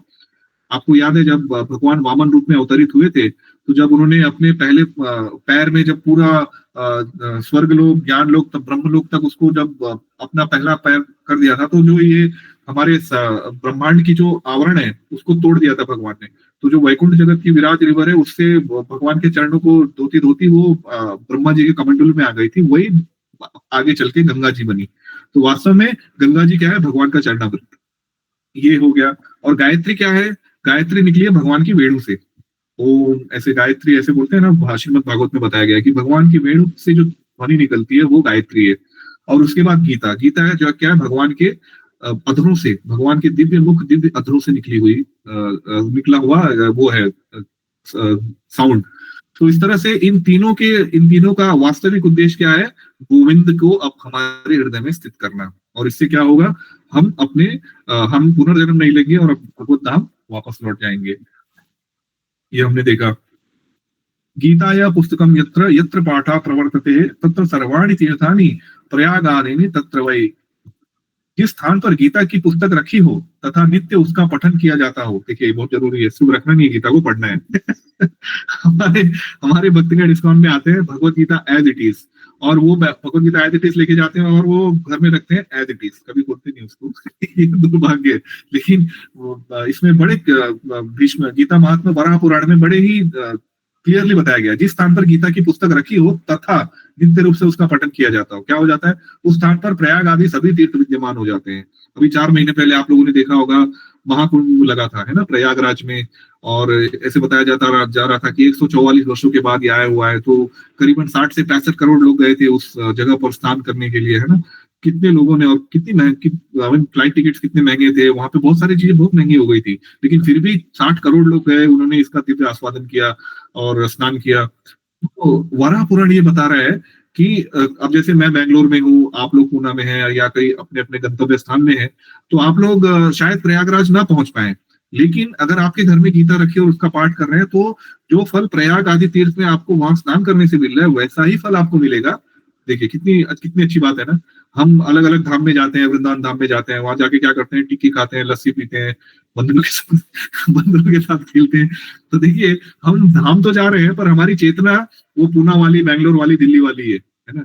लेकिन कैसा हो, यदि आप जहाँ पे हैं, जैसे बैंगलोर में है, पूना में है, दिल्ली में, वहां रह के ही वृंदावन धाम वाली चेतना ले आए, तो कितना अच्छा हो। इसका मतलब ये नहीं है कि मैं आपसे कह रहा हूँ कि आप धाम ना जाएं, धाम तो आप निश्चित रूप से जाएं, लेकिन अच्छी चेतना में जाएं, ताकि आप ये समझ के जाएं कि भगवान का नित्य निवास है, मैं वहां जाऊंगा, भगवान के भक्तों से मिलूंगा, भगवान की कथा सुनूंगा और मेरा भगवान में प्रेम और बढ़ेगा। इस चेतना से जाएं तो अच्छा है, भोग की चेतना से ना जाएं।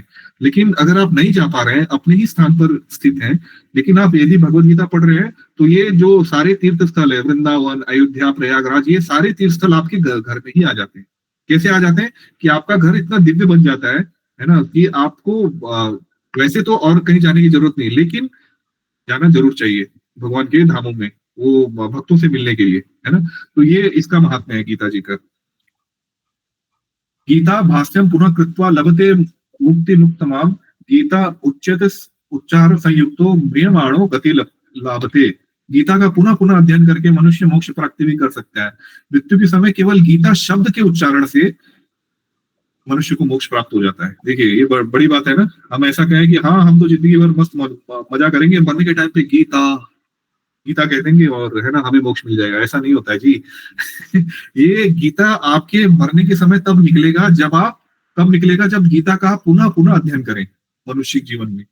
क्या होता है, ऐसे शास्त्रों में बताया गया है, जैसे ये वैष्णव तंत्र है, शुद्ध गोस्वामी ने इसको बताया है। तो शास्त्रों में ऐसा बताया गया है कि जब हमारी मृत्यु होती है ना, तो हमें इतना ज्यादा पेन होता है, इतना ज्यादा हमें दुख का अनुभव होता है, जैसे कि 40,000 बिच्छू हमें एक साथ डंक मार रहे हो। पता नहीं आप में से किसी एक को ये अनुभव है, कभी आपको बिच्छू ने डंक मारा है? मुझे तो नहीं मारा लेकिन हाँ, मुझे भौरे ने एक बार डंक मारा था यहाँ पे, मेरा कान ऐसे सूज गया था, बहुत बहुत तेज से पेन कर रहा था, दुख रहा था वो। तो मैं इस बात की कल्पना कर सकता हूँ कि जब भौरे का डंक इतना दर्दनाक है, तो बिच्छू का डंक कितना दर्दनाक होगा।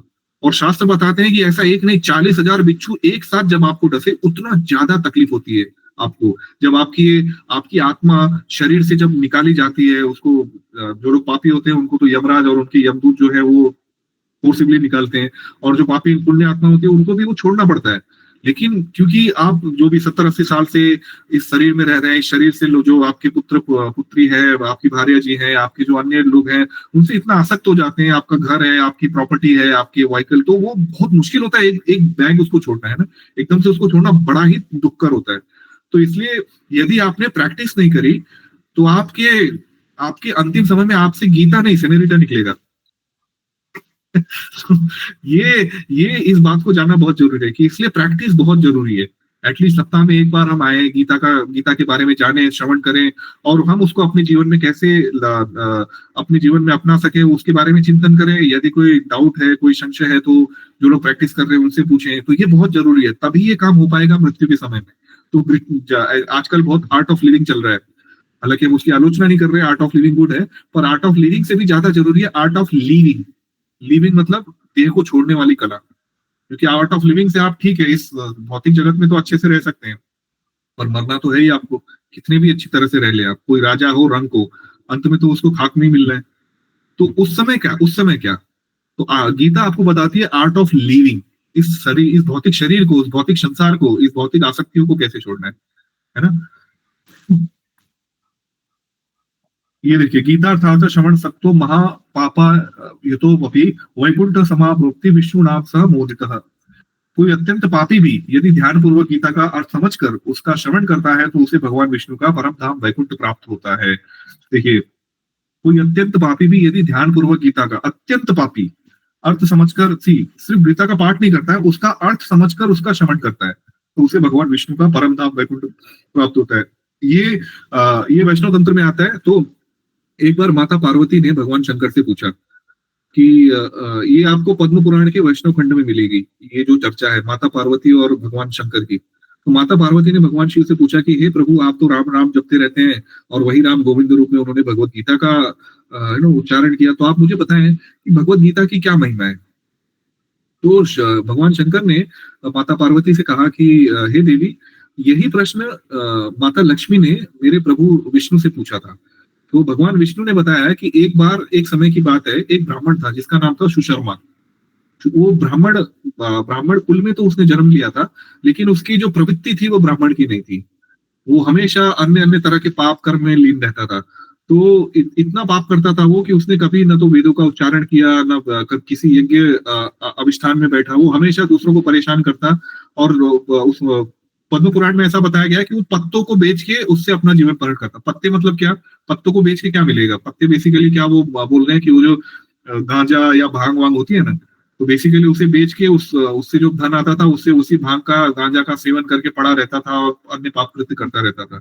तो ऐसी एक बार वो इतना पाप कृत्य कर रहा था, तो वो एक ऋषि के आश्रम से कुछ फल चुराने के लिए गया, और वो उनके गार्डन में जैसे एंटर हुआ, उसे एक सांप ने डस लिया और उसकी वही मृत्यु हो गई। तो उस मृत्यु के बाद उसके जैसा हमने देखा, अभी देखा कि यमदूत आए और उसकी आत्मा को वो लोग यमलोक ले गए, और यमलोक में दीर्घ काल तक उसे यातनाएं भुगतनी पड़ी, जो भी उसने पाप कर्म किए थे। उसके बाद जब उसके जो पाप कर्म तो पूरे खत्म हो गए, यातनाओं को सह के, तो फिर से उसका इस धरती पे जन्म हुआ, एक बैल के रूप में, है ना। बैल के रूप में उसका जन्म हुआ, और वो एक किसान के पास में था। तो किसान बैल से बहुत ज्यादा काम कराता था, है ना।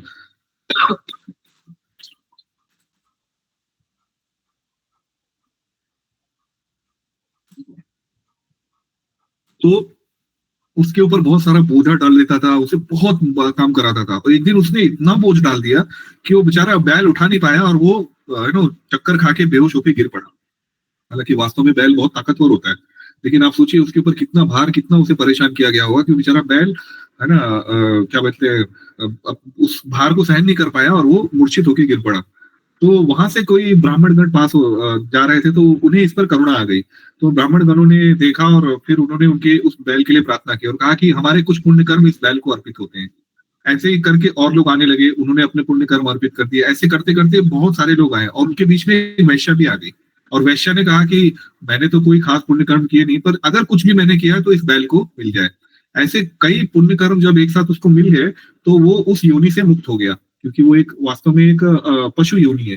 तो पशु योनि में से वो मुक्त हो गया, और फिर वो एक ब्राह्मण के घर में पैदा हुआ। और अब भगवान की महिमा देखिए कि उसे अपने पुनर्जन्म की ये बात याद थी कि मैं पुनर्जन्म में एक बैल था। और जब यमराज जी के पास वो गया था, तो यमराज जी ने कहा था कि बाकी सब ब्राह्मणों के वजह से नहीं, वो जो वैश्या थी, उसने जो पुण्य कर्म आपको अर्पित किए, उस वजह से आपको ये ब्राह्मण मनुष्य शरीर मिल रहा है।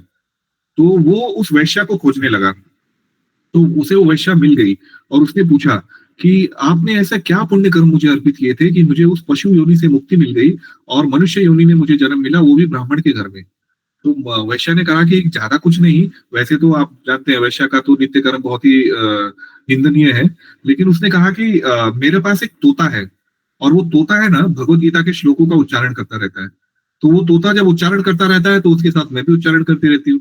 और वो उच्चारण करते करते करते करते करते करते मैं भी उस बात को समझ गई हूँ, और मैंने भी अब ये जो अपना व्यवसाय था वैश्यावृत्ति का, वो छोड़ दिया, और मैं भगवान की भक्ति में लग गई हूँ। तो ये ब्राह्मण उस तोते के पास जाता है, तोते से पूछता है कि आपको ये गीता का ज्ञान कहाँ से हुआ। तो तोता अपनी कथा बताता है कि वास्तव में मैं भी पिछले जन्म में एक ब्राह्मण था, लेकिन मुझसे भी और मुझे वेद शास्त्रों का बहुत ज्ञान था, और मैं बहुत है ना श्लोक बोलता रहता था, लोगों का उपहास उड़ाता था कि तुम्हें ये नहीं आता, तुम्हें वो नहीं आता, तुम तो कितने गिरे हुए हो, तुम तो कुछ नहीं जानते, तुम्हारी बुद्धि भ्रष्ट हो गई, ऐसे ऐसे करके। तो मैं बहुत ईर्ष्यालु था, और मैं दूसरों को बहुत निंदा भी करता था। तो इसलिए जब मैं मेरी मृत्यु हुई, तो मैं भी नर्क में गया, और नर्क में मैंने थोड़ी यातनाएं झेली, और उसके बाद मुझे तोता के रूप में मेरा जन्म हुआ। लेकिन क्योंकि मेरा कुछ पाप कर्म बचा हुआ था, तो मेरे जन्म लेते ही मेरे माता पिता मर गए। तो मैं जमीन पे गिरा हुआ था, तो वहां से जाते जाते कुछ ऋषिगण की नजर मेरे ऊपर पड़ी, तो उन्होंने मुझे उठाया और अपने आश्रम में ले आया, और मुझे पालने लगे। तो क्योंकि वो लोग अपने नित्य कर्म करते रहते थे और भगवत गीता का पाठ करते रहते थे, तो वो पाठ सुनते सुनते मेरे मुझे भी वो कंठस्थ हो गया। कुछ समय बाद ये मैं वहां से उठ चला, और मैं यहाँ पे आके इनके सानिध्य में बैठ गया, इन जो वैश्या थी उनके सानिध्य में। तो मैं उनको भी ये गीता सुनाने लगा। तो उस तरह से इन्हें भी गीता का ज्ञान हो गया, और उसके माध्यम से उन्होंने वो पुण्य कर्म आपको समर्पित किए, तो आप भी ब्राह्मण बन गए। तो देखिए, ये है भगवत गीता का महात्म्य, कि इतने पापी, इतने कुलाग्न लोग भी सिर्फ भगवत गीता के श्रवण मात्र से, उसको समझने मात्र से इतना अपना जीवन सफल बना लेते हैं। तो इस दृष्टांत के साथ मैं अपने चर्चा को समाप्त करूंगा। हालांकि एक दो श्लोक और थे, लेकिन क्योंकि समय थोड़ा हो चुका है, तो हम उस बारे में चर्चा नहीं करेंगे। इज दैट ओके गौरव प्रभु? यस प्रभु जी, बहुत बहुत धन्यवाद आपका। और बहुत ही सेशन जो था वो एनलाइटनिंग था। हमारे जो भगवत गीता की खास करके जो आपने महिमा बताई, श्रीपाद शंकराचार्य जी ने जो महिमा मंडन किया है भगवत गीता का, कैसे मतलब गीता का जो रसपान करना है गंगा स्नान के समान है, और गीता को पढ़ने मात्र से जो है वो हमें वैकुंठ की जो है वो प्राप्ति होती है। और लास्ट में जो स्टोरीज आपने बताई, तो ये सब बहुत ही मतलब एनलाइटनिंग था हमारे लिए, और जानना आवश्यक भी है। जैसा हमने डिस्कस किया, गीता की महिमा को अगर जैसे हम जानेंगे, वैसे वैसे हमें इसको जानने की जो है जिज्ञासा और बढ़ेगी, and that is the, I feel, qualification to learn. और स्टार्टिंग में आपने बड़ा अच्छा बताया कि भगवान जो है वो हमें बांधते नहीं है किसी भी प्रकार से। करिष्य यथा इच्छसि तथा कुरु, इस श्लोक से आपने जो बताया हमें कि जो हमारी इच्छा है हम वो करना चाहते हैं, कर सकते हैं। भगवान ने हमें ज्ञान देके छोड़ दिया है, तो ये स्वतंत्रता भगवान ने हमें दी है कि हम जो चाहें वो हम कर सकते हैं। बट हमें भी जो है वो अर्जुन के पद चिन्हों का पालन करना है, और जो भगवान के वचन है उसके अनुसार जो है अपनी जिंदगी को और अपने जीवन को जीने का प्रयास करना है। तो इस सब से हमें जो है वो बहुत लाभ हुआ, खास करके आपके जो गीता महात्म्य के बारे में आपने बताया। आने वाले 2 हफ्तों में हम लोग शुरू करेंगे भगवत गीता का अध्ययन। मतलब अगले हफ्ते एक लास्ट फाइनल सेशन रहेगा हमारा, जब जो सभी धर्मों के सार के ऊपर रहेगा, और उसके बाद में हम लोग जो भगवत गीता का फर्स्ट चैप्टर से अध्ययन जो है वो हम लोग शुरू करेंगे। तो बहुत बहुत धन्यवाद आपका। किसी का कोई प्रश्न है, किसी की कोई जिज्ञासा है प्रभु जी से पूछने की, तो आप फील फ्री टू आस्क। हाँ जी भैया, मेरे को एक क्वेश्चन पूछना है हाँ प्रभु जी। जी से। प्रभु जी, जैसे हम लोग मंदिर में जाते हैं, जैसे माता रानी के मंदिर में गए, देन वहाँ पे हम बोलते हैं राम राम, देन वो बोलते हैं जय माता की। तो कई बार जैसे हम लोग और भी मंदिर में जाते हैं तो हमारे मुख से बस हरे कृष्णा हरे राम यही चीजें निकलती रहती हैं। तो आपको क्या लगता है कि हम मतलब और भगवानों की डिसरिस्पेक्ट करते हैं, या फिर क्या इसका भाव है? देखिए, ये आपके, जैसे मैंने बताया कि ये आपके भाव के ऊपर निर्भर करता है। जैसे आपने कहा कि वैष्णो देवी गए आप, या और किसी माता रानी के मंदिर में गए आप, तो वहां पे आप उनका गुणगान कर सकते हैं कि जैसे जय माता दी, लेकिन आपको जैसे वो लोग करते जय माता दी उस भाव में नहीं करना है। आपको ये देखना है कि ये भगवान की सेविका है ना। वैष्णो प्रभु देवी जी, कौन लेकिन है? मुंह से तो यही निकलता है ना, हरे राम हरे कृष्णा, जहाँ पे भी आप हरे खड़े कृष्णा हो आप तो कह फिर। सकते हैं, हरे कृष्णा के पीछे आप जय माता दी भी कह सकते हैं। उसे कहने से हरे कृष्णा का अपमान नहीं होगा, और न ही उसको कहने से आप कोई अपराध कर रहे हैं। आप हरे कृष्णा कहिए, जय श्री राम कहिए, और जय माता देवी कहिए। उनके जो लोग वहां पे हैं उनको देखिए। आप हम जहाँ पे जाते हैं ना, हमें ये हमेशा रखना चाहिए। जैसे अभी पिछले साल अयोध्या में भव्य राम मंदिर का उद्घाटन हुआ था। मोदी जी आए थे और कई संत आए थे, रामाचार्य जी सब लोग थे। तो उन लोगों ने वहां पे भी हमारे लोग हरे कृष्णा जिससे बोलते थे, हरे कृष्णा करते थे, और जो लोग जय श्री राम कहते थे वो जय श्री राम के जवाब में भी हरे कृष्ण ही कहते थे। तो जो हमारे इस्कॉन के जो आचार्य वृंद थे, जैसे परम पूज्य गोपाल कृष्ण गोस्वामी महाराज और अन्य लोगों ने कहा कि देखिए, जिस धाम में हम जा रहे हैं वहां के भक्तों की भावनाओं का हमें सम्मान करना चाहिए। ये बात ठीक है कि भक्ति सिर्फ विष्णु या विष्णु के अवतारों से की जाती है, तो लेकिन भक्ति और भी लोगों की करनी की जाती है। जैसे माता रानी के भक्त होते हैं, उनके मंदिर में, उनके धाम में उनकी सेवा करते हैं और उनका गुणगान करते हैं।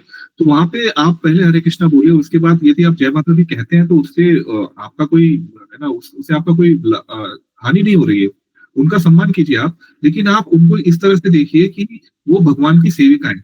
हालांकि जो लोग वहां पे बैठे हैं उनके लिए वही भगवान है, और जो है माता रानी है। तो हम उनका सम्मान करते हैं, वो उनकी चेतना है, वो उनका स्तर है, और भगवान उनको सही समय पर सही ज्ञान देंगे। जैसे भगवान भगवत गीता में बताते हैं, बहुनाम जन्मना मन्ते ज्ञानवा मान प्रपद्यन्ते वासुदेव सर्वमिति स महात्मा सुदुर्लभ। तो कई कई जन्मों के भक्ति के और साधना के बाद किसी को ये ज्ञात होता है, बहुनाम जन्मना मन्ते ज्ञानवान माम प्रपद्यन्ते। ये ज्ञान होता है, क्या ज्ञान होता है? वासुदेव सर्वमिति, कि जो कुछ अगर कोई परम पुरुषोत्तम है तो वो वासुदेव है। वासुदेव श्री कृष्ण है, राम है, कृष्ण है, वराह नरसिंह है। तो वो अब हर कोई उस स्तर पर नहीं होता है, तो हमें उनको चैलेंज नहीं करना है, उनको डिस्टर्ब नहीं करना है। हाँ, उनको ऐसा अच्छा लगता है जय माता दी बोलने में, तो हम जय माता दी कह सकते हैं, ठीक है, जय माता दी। लेकिन हमें इस बात को हमारे अंदर ये हमेशा स्मार्ट रहना चाहिए कि ये माता रानी भगवान की सेविका है ना।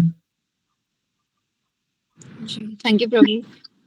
ओके, हरे कृष्णा प्रभु जी, हरे कृष्णा। हरे कृष्णा। हाँ प्रभु जी, एक तो आज आपने बहुत ही सुंदर और जो हमारे सिंपल लफ्जों में जो एक आम आदमी के मन में जो है ना, इसका गीता का भाव जो है वो जाए, ऐसा आपने बोला, उसके लिए बहुत शुक्रिया। और बहुत अच्छी बात मेरे को ये लगी कि आर्ट ऑफ लिविंग तो सब करते हैं, लेकिन जो आर्ट ऑफ लिविंग है वो सबसे महत्वपूर्ण है। आर्ट ऑफ लिविंग तो हमारी जो चल रही है, ऐसे चल रही है, कैसे करना है, लेकिन जो बेसिकली जो जिसका फेस सबको करना पड़ेगा वो है आर्ट ऑफ लिविंग। और वो कैसे करनी है ये आपने बताया, ये हमको बहुत ही अच्छा लगा और इसके लिए बहुत बहुत धन्यवाद आपका। धन्यवाद अंकल जी। हरे कृष्णा। हरे अन्य कृष्णा किसी? प्रभु जी।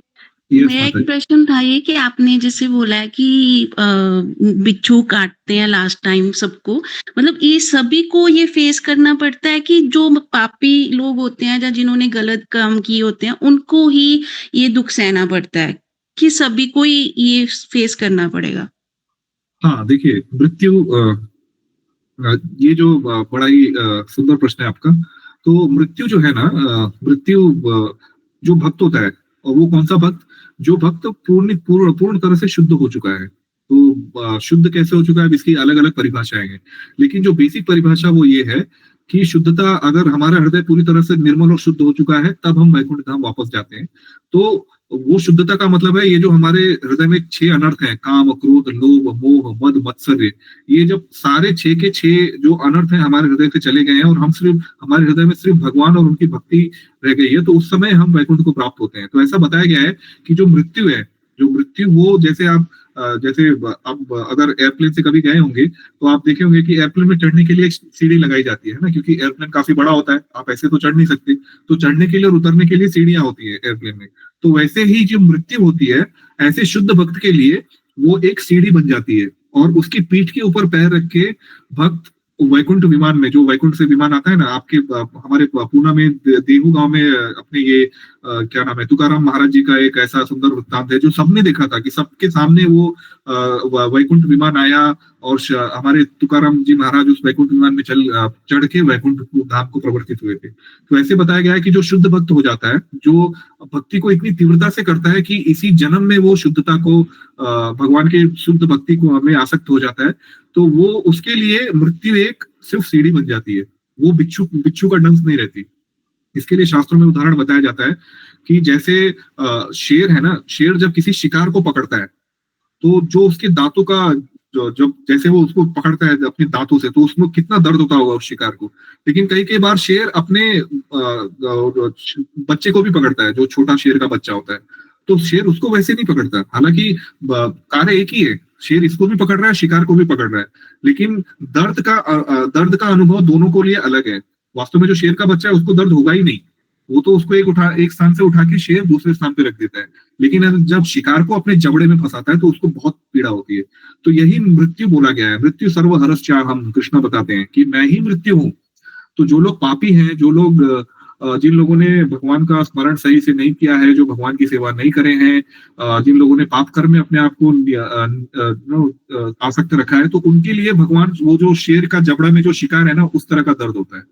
लेकिन जो भगवान के भक्त हैं, जिन्होंने भगवान की सेवा को प्रधानता दी है, भगवान की भक्ति में लीन रहे हैं, भक्तों की सेवा की है, उनके लिए वो जो मृत्यु रूपी शेर है, वो अपने बच्चे को जैसे पकड़ता है वैसा वाला दर्द होता है। तो ये दोनों में फर्क है।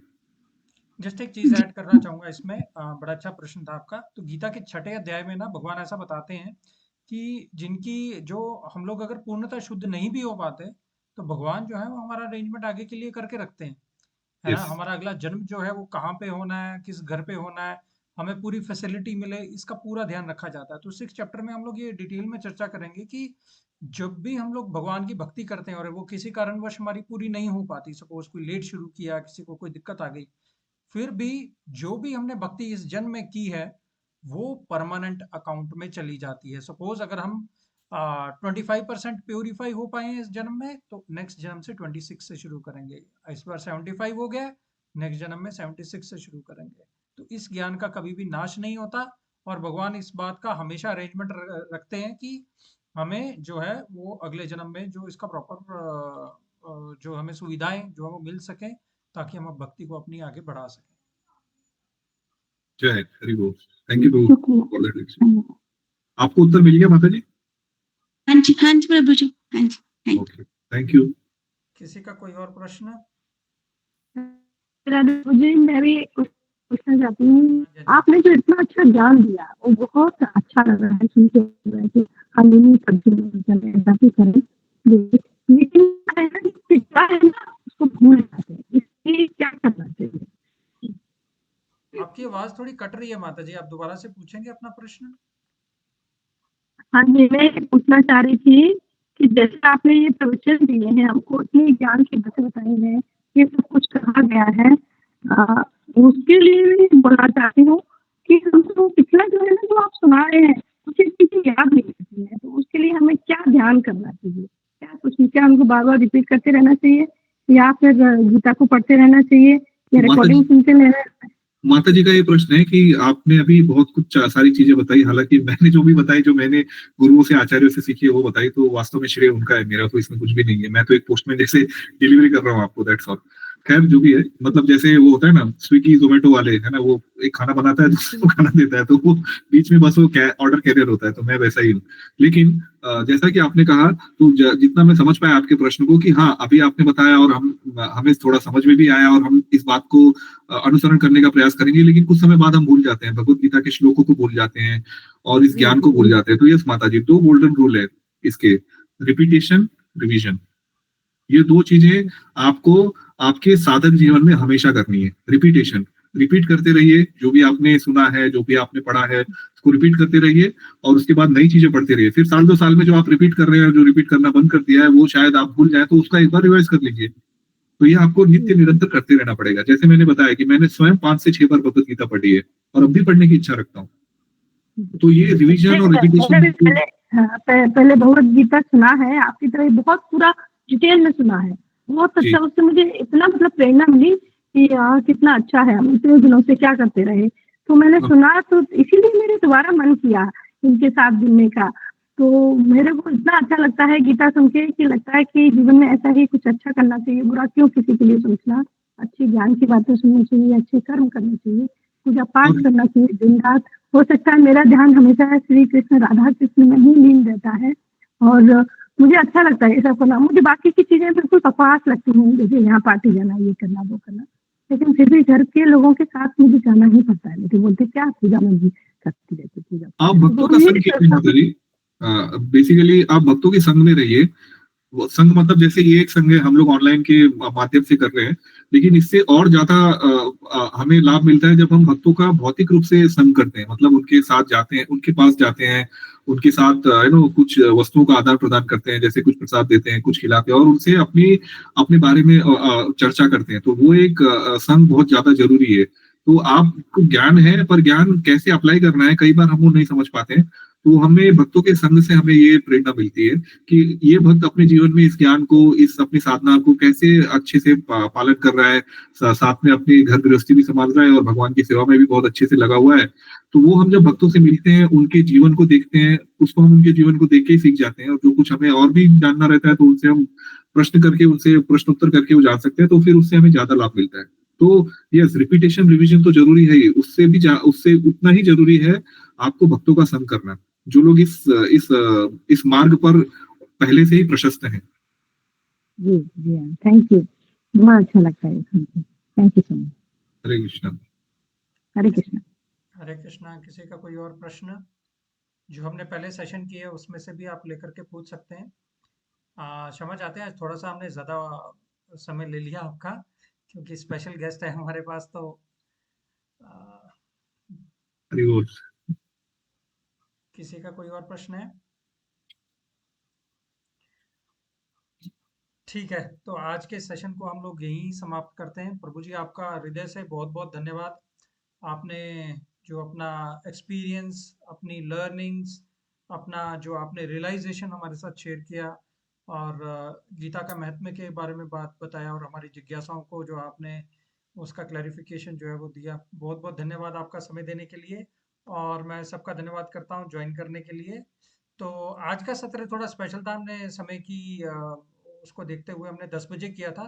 अगले रविवार को हम फिर से 11 बजे मिलेंगे, और वो गीता शुरू करने से पहले हमारा लास्ट सेशन रहेगा। तो मैं सबसे रिक्वेस्ट करता हूँ कि अगले संडे को प्लीज़ आप 11 बजे ज्वाइन करिएगा। बहुत बहुत धन्यवाद सबका। Thank you. हरे कृष्णा। हरे कृष्णा। धन्यवाद मोरा प्रभु। हरे कृष्णा। हरे कृष्णा। हरे कृष्णा जी, हरे कृष्णा, हरे कृष्णा। हरे कृष्णा। दंडवत प्रणाम।